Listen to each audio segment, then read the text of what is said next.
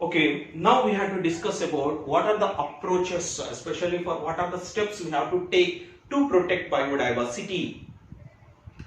What are the approaches to conserve biodiversity? What are the steps we have to take to conserve, to protect, to preserve wildlife, plants or wildlife animals?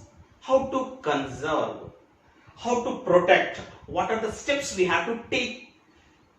We have to take to conserve biodiversity. That is, we can call approaches to conserve biodiversity.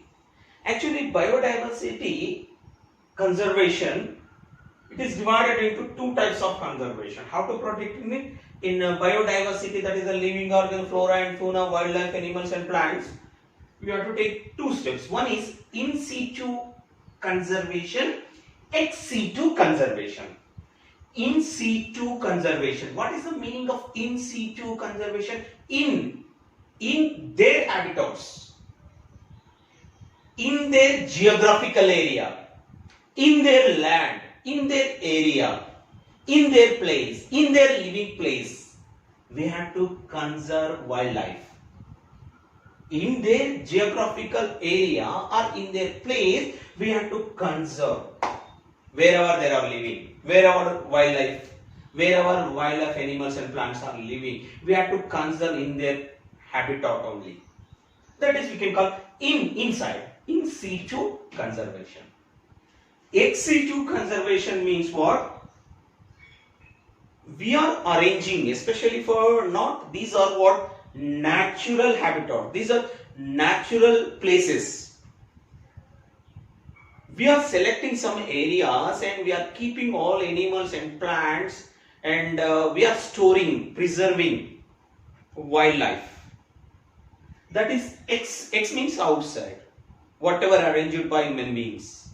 Ex situ conservation. Try to understand the difference between in situ means what? In their habitat, in their geographical area, in their land, in their living place, we have to conserve the what? Wildlife. Ex situ means whatever arranged by human beings.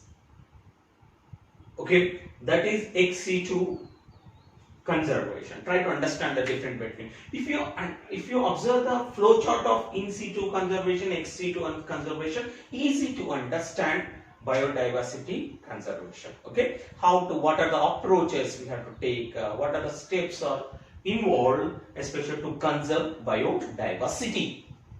Okay, here in situ conservation divided into biodiversity hotspots, protected areas. We have to separately we have to discuss about what is biodiversity hotspots and protected areas, like national parks, sanctuaries, biosphere reserves, and sacred groves, Ramsar sites. Okay, these are whatever I wrote here. Okay, these are especially for in situ conservation. That means we protect our government or wildlife protection acts. They protect these animals in their habitat, in their geographical area.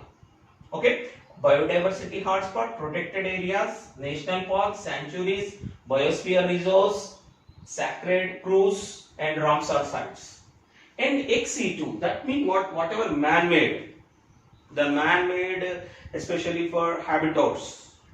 Okay, that is a gene bank, protect, preserve, especially for especially their sperms or ovum, their tissues, pollens. Okay, cryopreservation, seed banks, tissue culture, and off-site collections are botanical gardens, zoological parks, zoo parks, and wildlife. Okay, safari parks. Okay, we have to discuss separately each and everything. Okay, but easy to understand what are the steps are involved to conserve biodiversity. Okay, in situ conservation, ex situ conservation. Please take down this flowchart, easy to understand.